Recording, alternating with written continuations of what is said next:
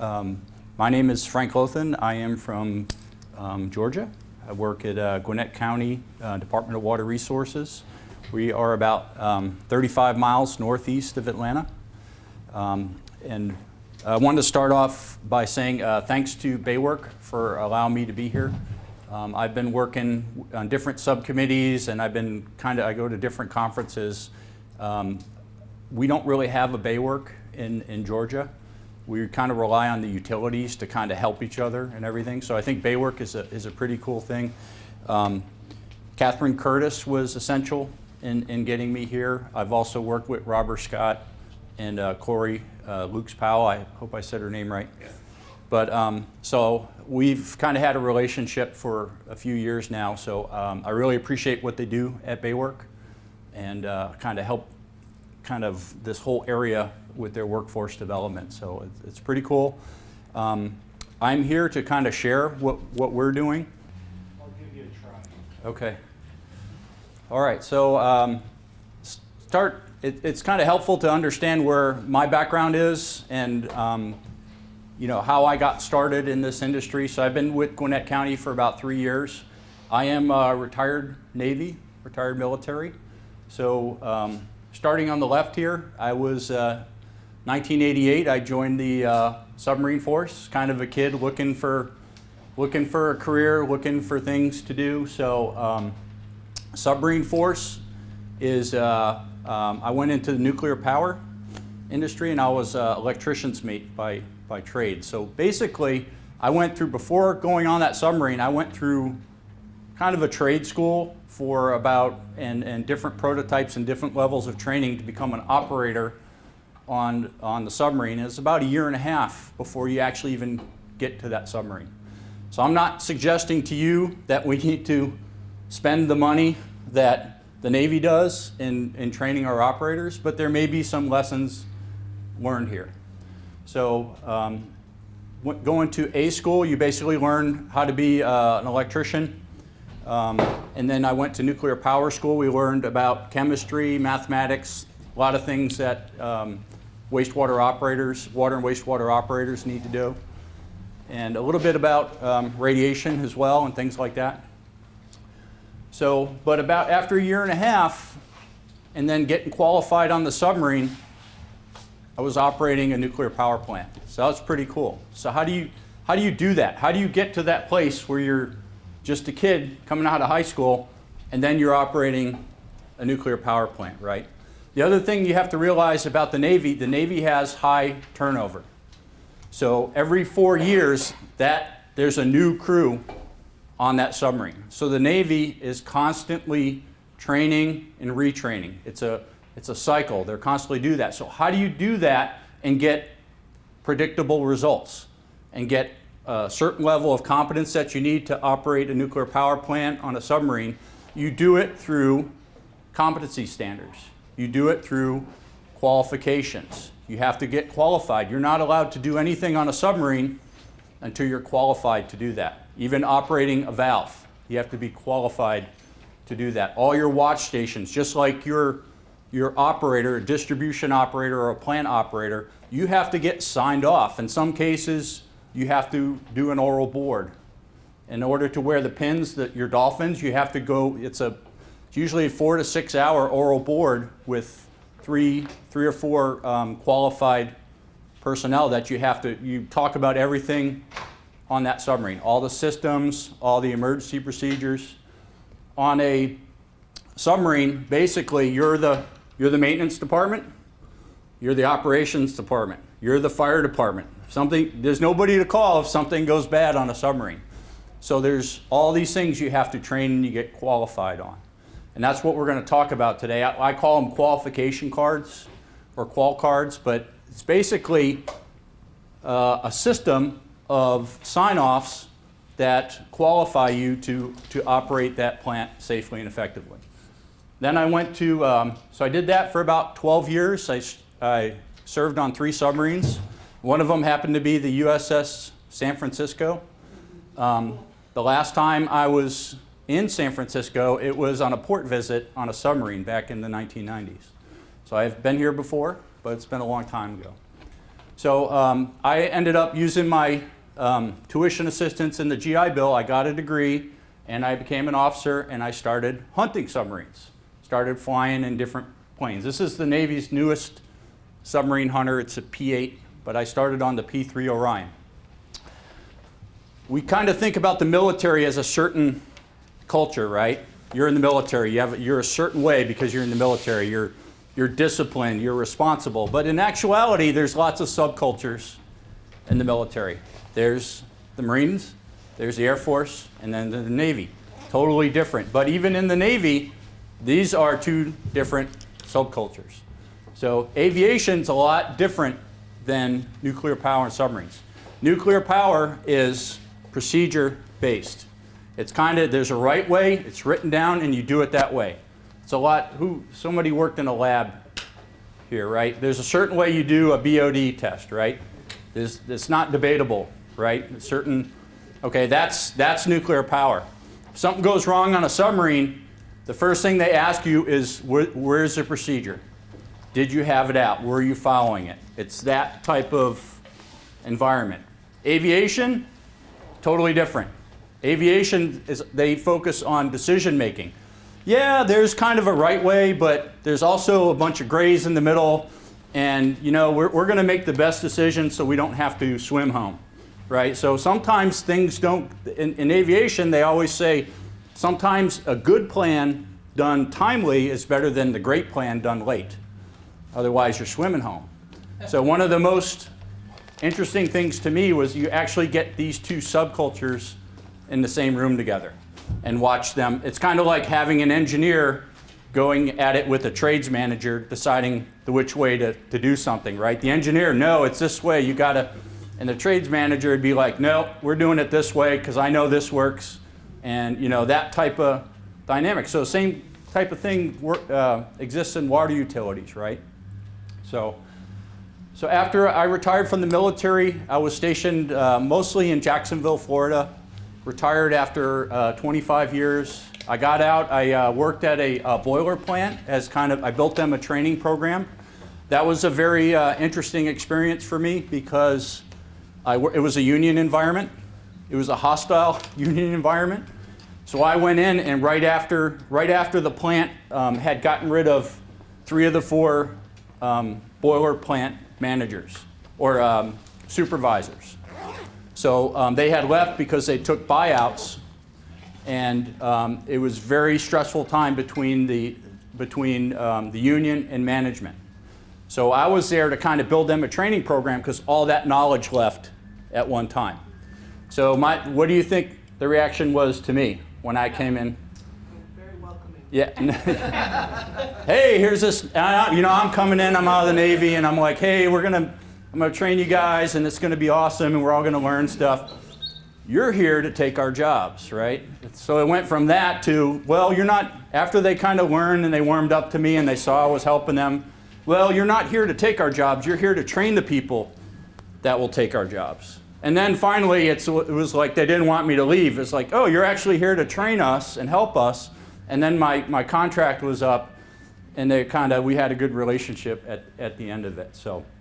So that was kind of my first experience with training in the civilian private sector.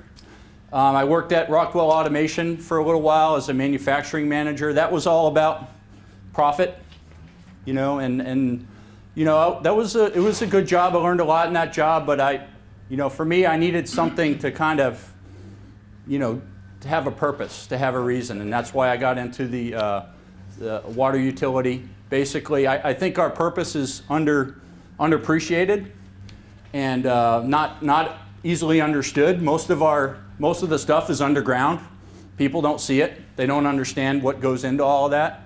But it's a meaningful job to wake up and say, hey, what I do impacts my family, my community, and our quality of life. So I kind of feel like I found a home. So I've been doing this for about 3 years now. I'm pretty happy to do that. I work with all my employees on their licensing qualification trainings. We build internal training programs. Sometimes we hire vendors to come in and help with the training. Does anybody need a handout? I have some up here.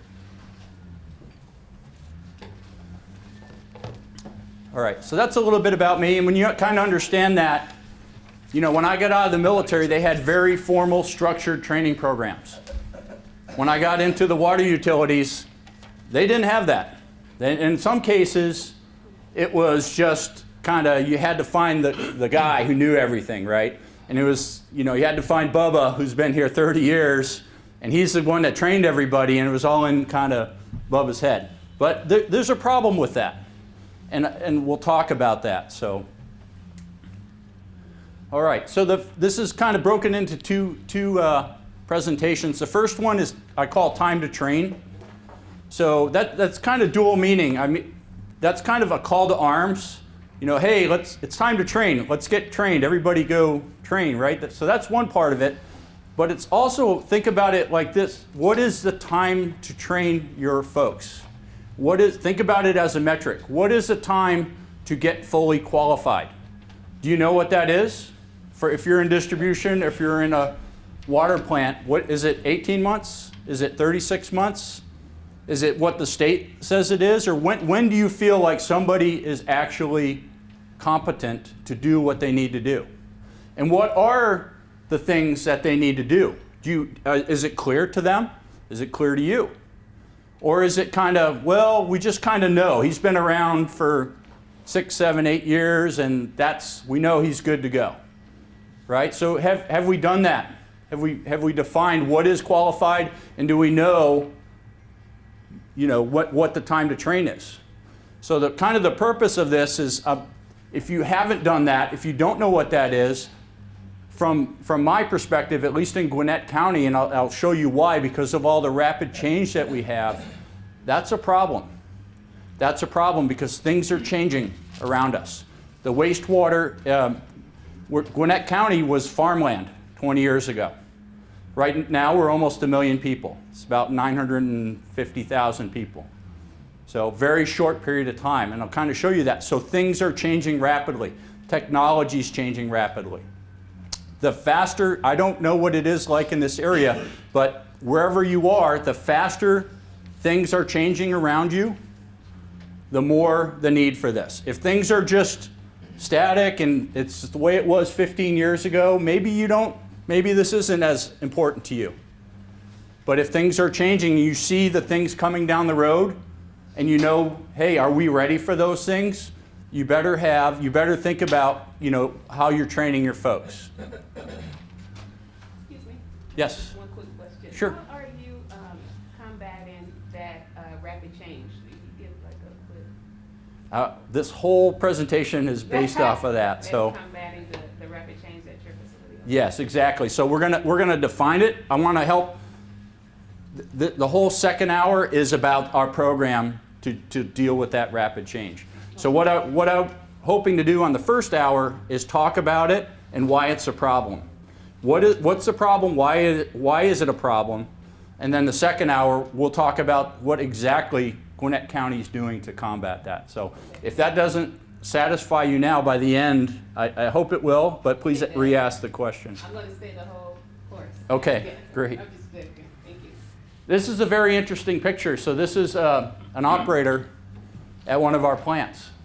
So look at the picture. There was a recent study put out by the Brookings Institute. It's called, I think it's Revitalizing the Water Workforce or something like that. It was August 2018. And they talk about the age of the water utility workforce. It's higher than the average for the nation. Or about the average person in water is about 46 years old.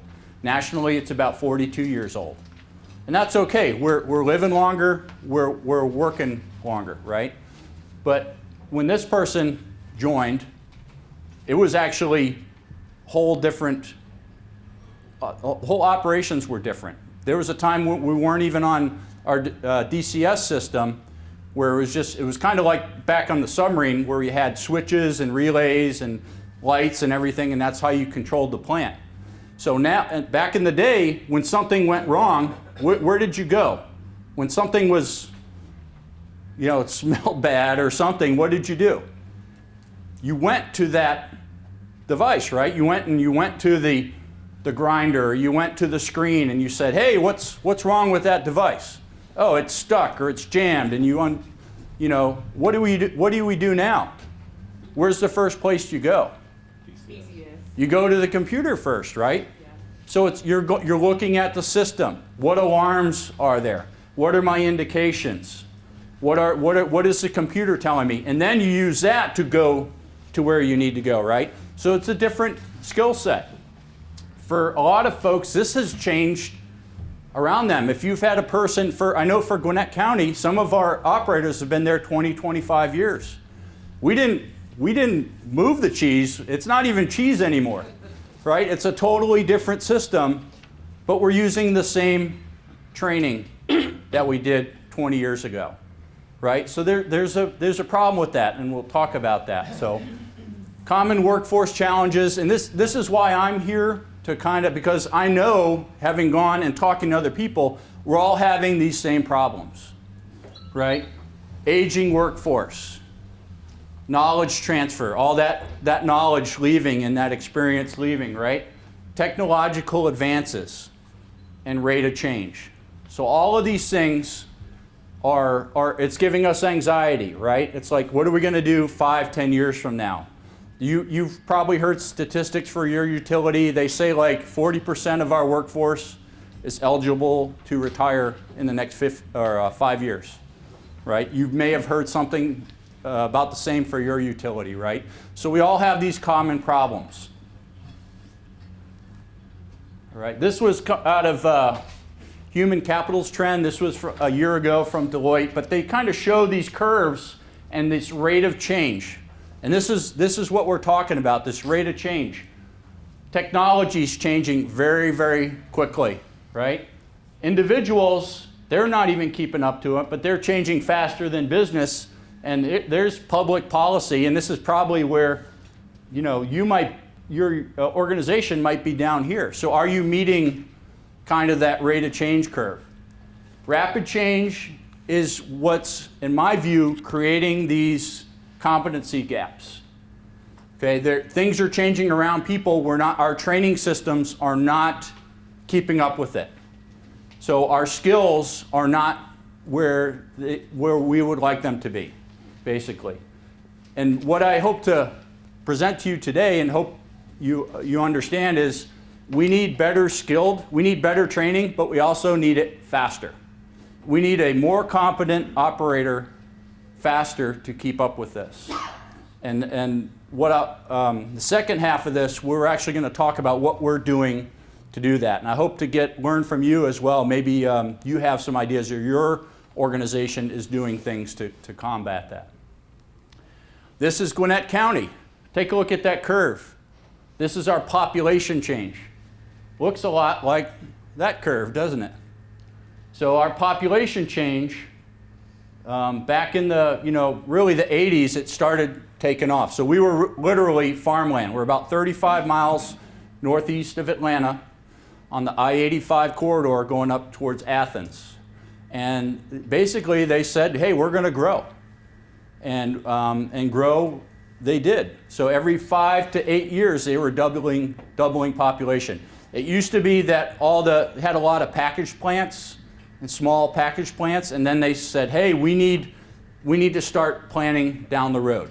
We need to start building larger facilities. We need more technologically advanced. There's also the water wars, if you've heard of the water wars before, the legal battle between our water that starts in Gwinnett County at Lake Lanier, that goes all the way down through between Alabama and Georgia and Florida.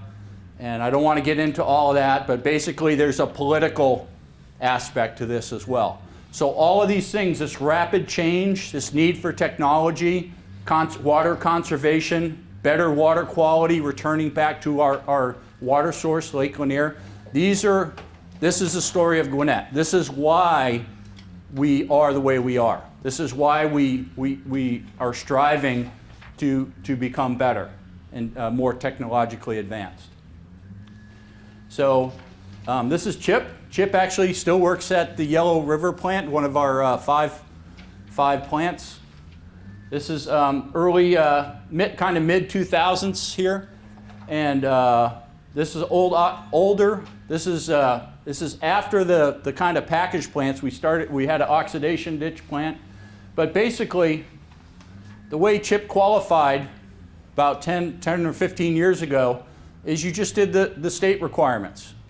You had to do the high school GED. You had to do your coursework. It could have been the Sacramento manuals. You could go through a basic wastewater course. And then you had enough plant experience, and then you got your test and you got your license. And that was it. Then after that, it was up to CHIP to kind of figure it out, right? Osmosis, a usual, effortless, often unconscious assimilation. So it was just basically CHIP getting enough experience at the plant. But we really didn't define what that was for him. Was he on the day shift or was he on the night shift? Was there a difference in the training? If you're on the day shift and everything happens on the day, and you're at the night shift and nothing happens, who's going to be the better qualified person? Right? Probably the person on the day shift who sees all the evolutions going on. They're going to get greater exposure. What if your supervisor didn't like you? You know, so he didn't spend any time with you. Has anybody heard, you're an operator, you're a licensed operator, go figure it out? Right? If you've heard that before, right, you know, that was an attitude for a while. You either it was kind of sink or swim, right? And it was up to you to kind of figure it out, right?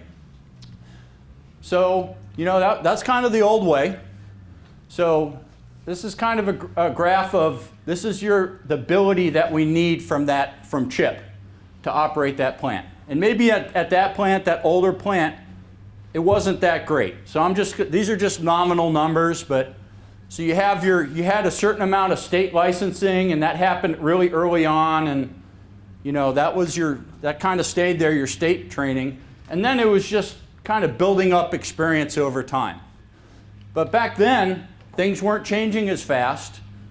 We didn't necessarily need CHIP to be, you know, didn't need them super qualified really early, right? It was okay if it took him a while to develop.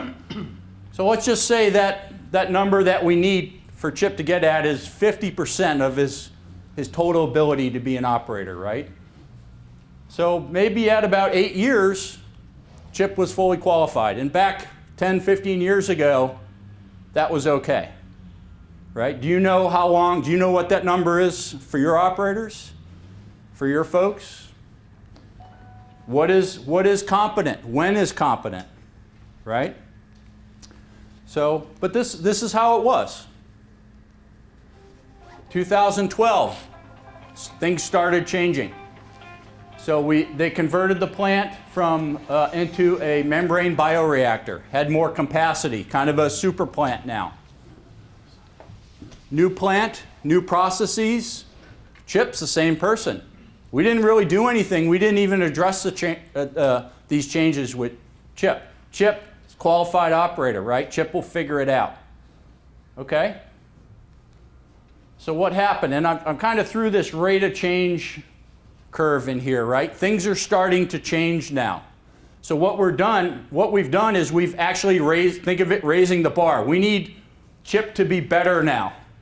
We need him to know more. We need him to know about membranes, and we need him to know about more advanced processes now. We need him to learn SCADA systems. We need him to understand a little bit about PLCs, things like that. So now the bar is kind of higher, and depending on how things are changing, we're already going up through some major SCADA upgrades right now, so they're changing our whole SCADA system. So once you learn a certain way, a couple of years from now, you may have to understand a new system or a new way to operate, or they're going to change the plant, right? So now that curve, what you need to do, now you need to get more ability and you need to get there faster, right? This is that skills gap that I'm talking about. So we've created a situation where new plant, new processes, advanced technologies, same CHIP, same training, right? So warning signs. You'll hear this from your operators. If you have a skills gap going on, it doesn't matter how many operators you have if they're not trained well enough to know what they're doing. You can throw money at it, you can throw operators at it, they're still going to struggle. They're not going to have enough time. They're not going to have enough resources. They're never going to have enough people. They lack confidence. They're going to have errors, near misses. They're going to have process problems. Why? Because they're not trained good enough, and they're not getting trained fast enough to meet the plant demands, right? So that's kind of that skills gap. So this is what we have to address. So how do you do that? Well, fortunately for us, I like to say don't throw the baby out with the bathwater. When I came in, there were some good things going on. There were some things in place that we can utilize. You may have these at your utility. Do you have electronic operations manuals? Do you have SOPs? Those are good things. We need to utilize those. Those are knowledge bases. Now the next question is, are you using them? Which is another totally different question, right? But we can't get better if we can't agree on where the right information is. We have to have these resources. We have to have these folks. If you don't have these things, you need to start there. You need to build standard operating procedures or operating guides. You need to have these reference materials for your operators to learn. It's kind of like trying to read without books, right? It's not going to happen. So these were already in place. When they built the new plant, they provided these. So in some cases, these need to get changed when the processes change. And some, the SOPs will change. They'll get better, or things will change over time. So there's a change control about all of these. But if you're not keeping these up, if you don't have those reference materials, those knowledge bases, that's a problem in itself to build a training program. But when you do have these, which when I came in, we didn't have the qual cards, but we had these references. For me, my eyes lit up, because I knew on submarine we had these. We had reactor plant manuals. We had steam and electric plant manuals. You can build a training program off of good reference material. And that's what we need. I don't think, in my view, there's not that one person who can know all that. With the rapid change and the things that are changing, and the time it takes to make somebody qualified, and the rate of change of technology, it's hard to find that one person who has it all in their head. So we got to use these resources. Yes. On the electronic operations manuals, like what systems are you using to? This one, it depends on the plant. They're all different, but this one was actually built in HTML, so it's web browser based. They actually have it on their SCADA, so they have the ability to look at the operations manual right on the SCADA system. So the operator can do it, but it's also on our network too. So people can just look at it. If you have a browser, you can go through this. This goes through every process, every procedure. It goes through from functions to all the equipment, to all the operating procedures, alarm set points, P&IDs, as-builts. It's got pictures. It's got all of that stuff. So, so the operator, you have that 24/7 access. So all the employees do. So, yes. 24-hour access. Do they have access from home too? Well, technically, but our operators are all non-exempt. So when you're building, for me, when you're paying somebody hourly, you have to provide the time on while you're getting paid to view that material. So you can't really ask hourly employees to do training at home, different from a salaried employee. But if they had access, like I can access it from home. I'm salary through a VPN connection, and I can get into my network. But when I saw this stuff, when I came in 3 years ago, I was like, yes, like I can build a training program off of this. So does that answer your question? Oh, yes, yes. So and this was kind of along the lines of the submarine, when you qualify on a submarine, you walk pipe. You start every system, you walk from the intake to speak in water terms, influent to effluent. Every valve, every motor, every pump, and you go through that entire system. And you get checked out on it. You draw the system. You talk to somebody. They sign you off on it. And then in a lot of cases, you do an oral board as well. And that's how you get qualified. So really, this is kind of, we don't have an oral board here. I would actually like it to go to that one day, but too much change sometimes is, I'll talk about this on the second hour. There's only so much you can do without people's kind of heads exploding. So, but what this qualification card does, it takes, so we use those reference materials that we have, and everything in this qual card is from those reference materials. So you have access to the information. It's not hidden. You don't have to find Bubba, who's doing something else and is busy. You can go read about this stuff. You can learn it, and you're going to get checked on it. So this is just an example. So each one of these qual cards are specific to the plant. So this is, and it walks you influent to effluent. First thing you do before we even go through this qual card is read it. Read the SOPs, read the EOMs, and you sign off that you did that. Say, hey, at least you said you signed off and you know this stuff, right? And then state the function of certain pieces of equipment or the process. Draw a one-line diagram. In my view, if you can't draw the flow path, how do you know when you open a gate or you open a valve, you know where that water's going, right? It's kind of important. Discuss operations, and then you get into actual performance steps. Start up, shut down, all the major pieces of equipment. So you're going through this, so the individual's going through this with their supervisor, getting these things signed off.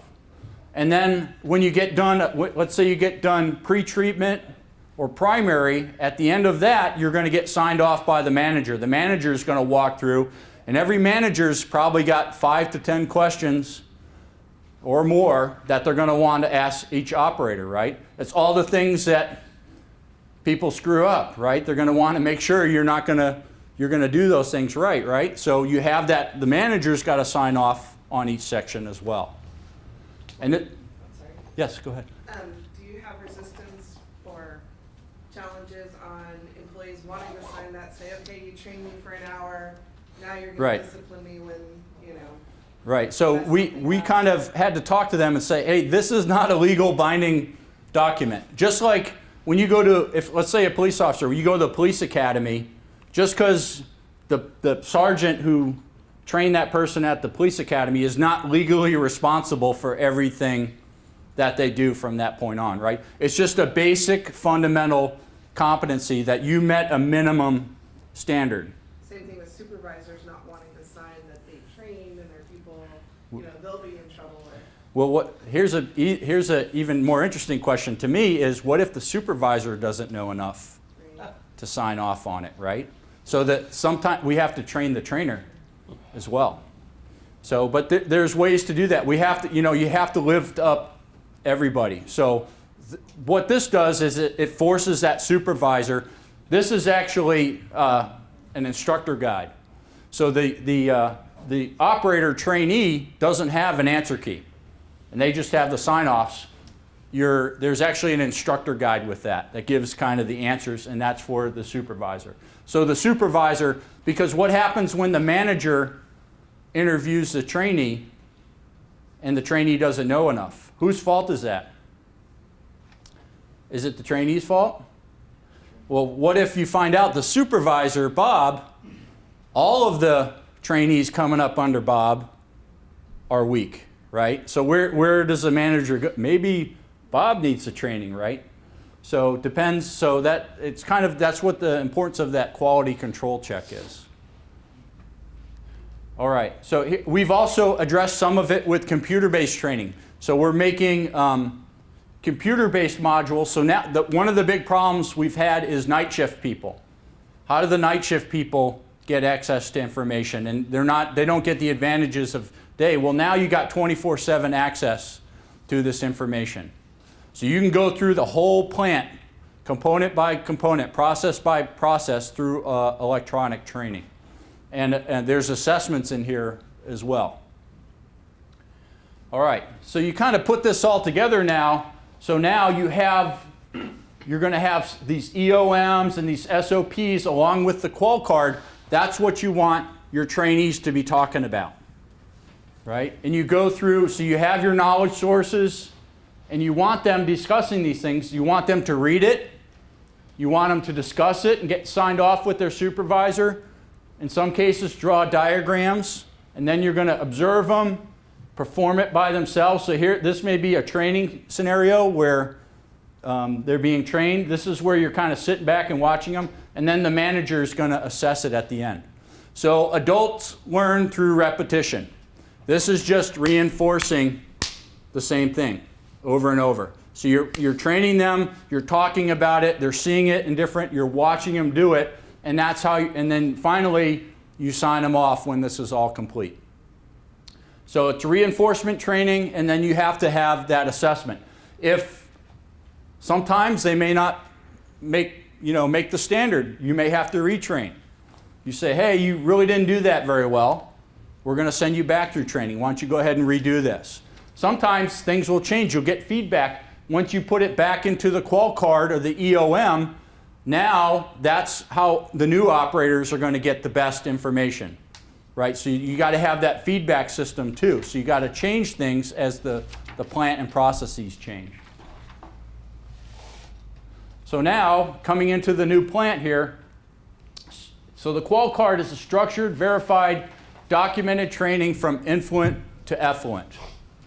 Training performed by the supervisor, or maybe you had maybe it's one under the supervisor if you wanted that person to be, an instructor to do your training, and then checked by the manager. So they'll start, and you don't necessarily have to go in order, but you'll start at the headworks, and you'll go through into the influent. You go to pre-treatment, you go to primary. So they're going these processes, and they're getting qualified system by system, and they're getting all this signed off. Go to EQ, you go to odor control, you go to the secondary systems, disinfection, the effluent.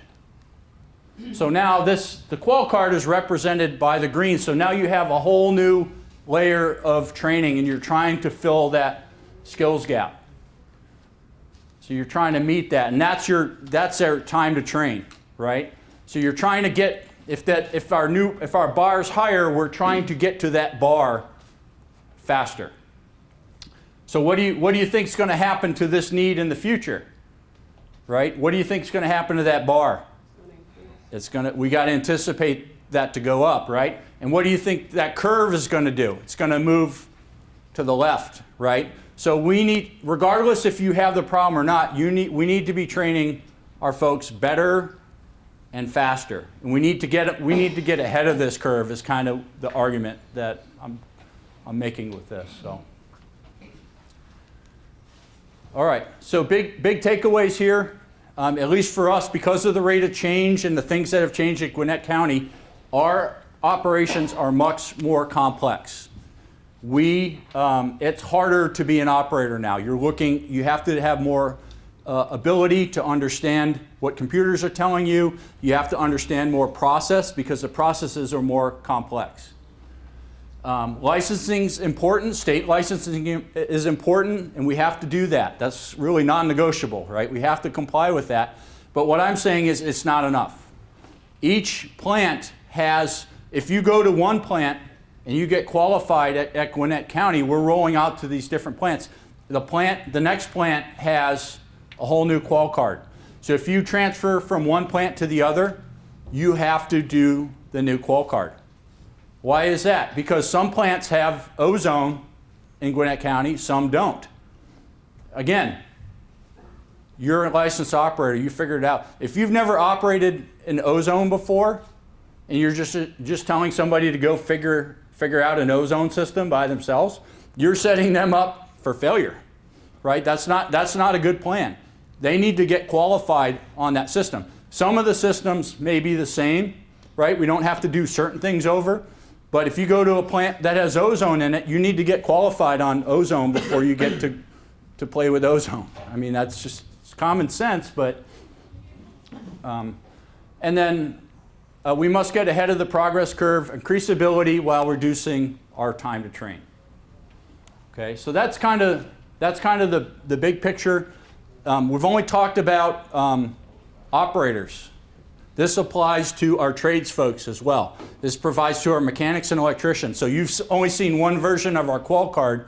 We have totally different qual cards for our trades.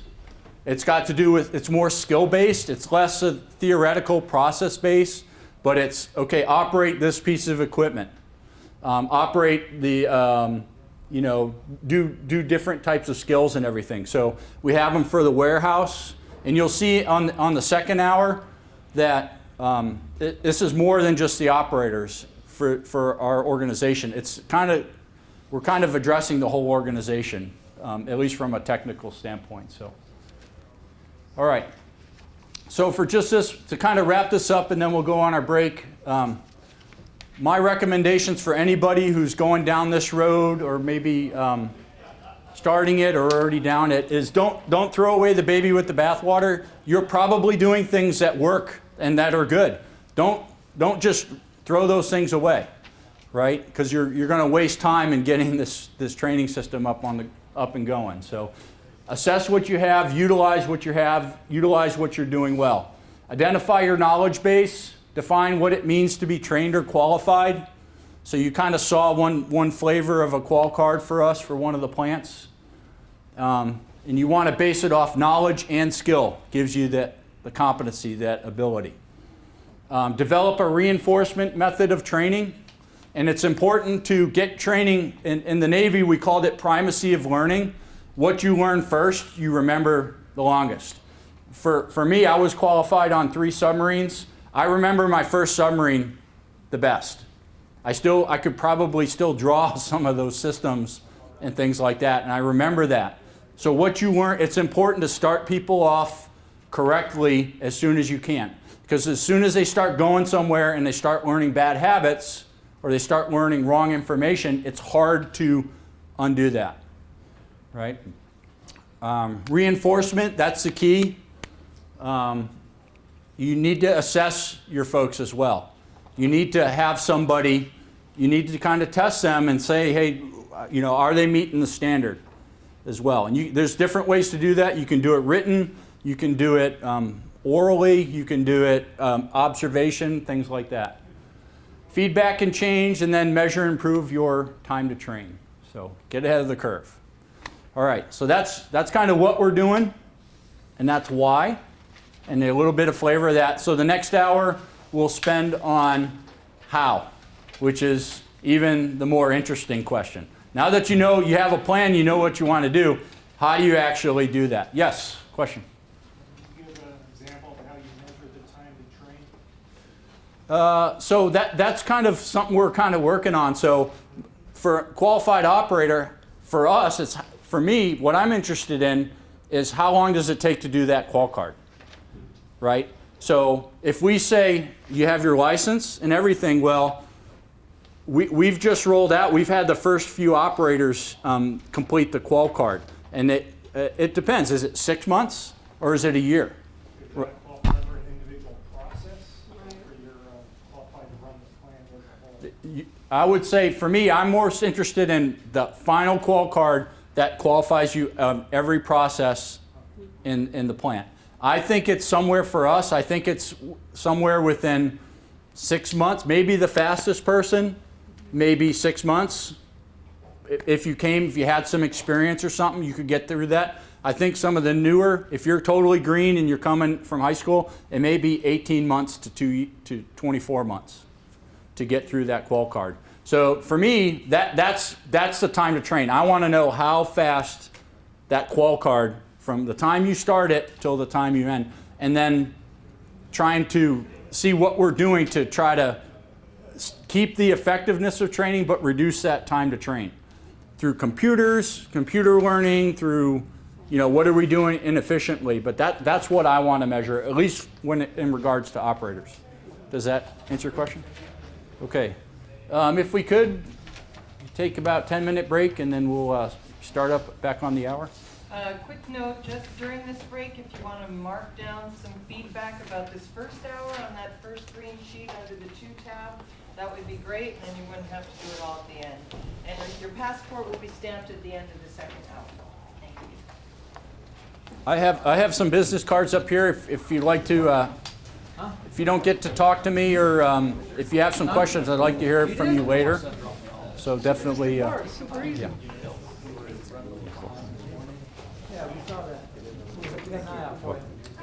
We're like, where's Dave today? Oh, I was gonna say, I work at It's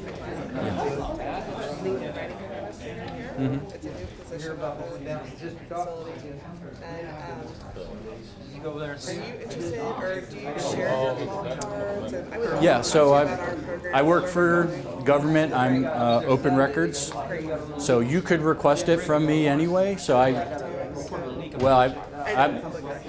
yeah. So I prefer we skip the open records process. So just ask me. I'll give you anything. I would love to. And then, like on the knowledge base retention, because I'm working on wikis.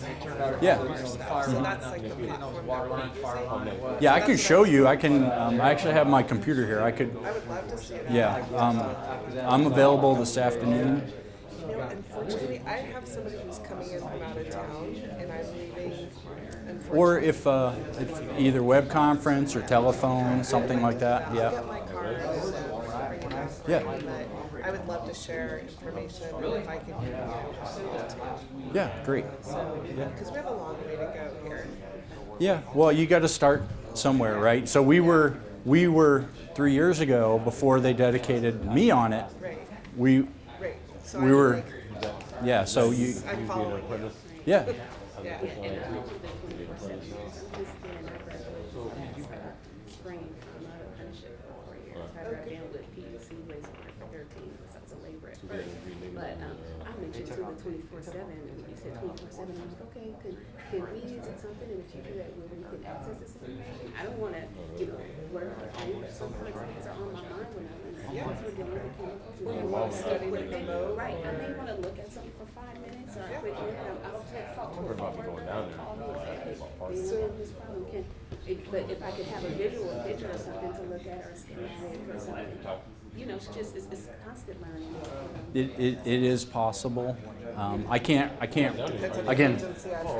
Yeah. I can't promote that. I can't tell hourly employees to go study this on their own time. Right, absolutely. Now, if you want to do that, what you read or what you do on your own, like you still have to study to get the licenses and stuff like that. So I'm not going to discourage you either. Absolutely. But just staying on, if you could stay from your shift and work on the computer and look at stuff, or like, But that's one thing with the wiki. well, my point is, like, if you look at an operator, let's say a 12-hour shift for us, we do 4 12s. There are little periods all through your shift where you could be like, I don't need to look at Facebook right now. I don't need to, I got half an hour here. I'm in between things. Now you can do kind of this micro learnings, and we have the computer-based learning. So people, the thing is, you can start day one. It's there for you. You're not waiting on somebody or somebody's schedule. One thing I didn't talk about is we reduced the number of operators, and what happens. That's why the computer-based learning, because our supervisor used to be it was a truly supervisor position. Now we've reduced an operator. Our supervisor is kind of a super operator. Right. So what happens is they're displaced, so that they're not with the operators all the time. They're going off doing things to operate, right? So a lot of times, they're not supervising the new person the whole time. So that's really why the computer-based learning is important, because, hey, if somebody's not, what happens if somebody's not there to teach you, right? You still need to have access to the information. So that's why we're kind of went towards that as well. And then, because we have a Well, whatever, I don't system know. too called PI, right, Tonio, or System Pi, where you can't access that off, at home, but you can't make any changes. It's different versus our DCS system where you can make changes. This one is It's just kind of only- read only, just Yeah, to, yeah, but I like that we moved in that direction. Yeah, we have that as well. You can have, like, through our SCADA and stuff, Right, you can view it at home. I think it may need VPN. You know, we've For just some- gotten to, we piloted this program with Dell 2-in-1 tablets, and we don't have to do the VPN. It's like streamlined, like I'm at my desk. It's fabulous. It doesn't drop you. It's got like the Verizon air cards. Yeah. System inside how it goes on the firewall. Like, that's something that if your IT people want to connect our, help connect that. So. Yeah. Well, we are rolling out tablets now, and all the supervisors are actually sharing. iPads, right? But like, We have HP2, Windows 10. because we did the iPad route and we learned a lot of things there. Oh. So I'm glad you're passing that. No, it's the HP X2 tablets. They're Windows 10 based. Yeah, and you can get into our HawkWIM system. Drives. Yeah, Just like I'm at my desk. yeah, that's good Not stuff. everybody has it. Yeah, absolutely. But it's really nice. Okay, well, I'm sorry that I Yeah. have this commitment this afternoon that I won't. Oh, it's talk okay. more, but I look forward to Changing light bulbs. looking at your system and Yeah, sharing ours. yep. I look forward to it as Thank you. well. I'll be back. Hi. Greg. Oh, great. Yeah, I think you're in an email. I think Catherine had mentioned, kind of speaking with you. Yeah, I was there with you. Couple, sorry, but 2 months ago. Outside. Came over overtime. Outside. Yeah, I think people walking by. Yeah, that's the second part is what I'm, now that you know what you want to do, how do you do it, right? And that's the even bigger, because I knew coming out of the Navy, having kind of had standards and competency standards, I knew what to do. How do you get an organization to do that? And that's what I'm gonna talk about my last. Well, hopefully during that panel too, we can talk a lot about that. Yeah, see, it made sense to me right away when I heard it, and I was lucky enough to do, just like a relatively small scale. It is basically just collections, just the collections, the compensation card. And we didn't really get to, treatment plans and so forth. Well, that district was only convinced.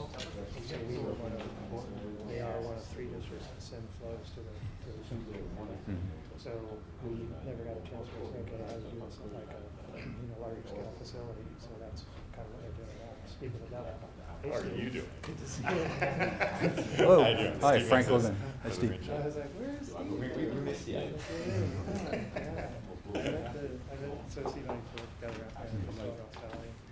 Screen, take it out, Steve, the other Steve. bad, and I said, Yeah. I met him across the street, we'll meet up Yeah, he's with cool. Brady Yeah, and Mike this Dennis. guy's a convert, so you don't Oh. have to. Just so he knows. No, I'm good.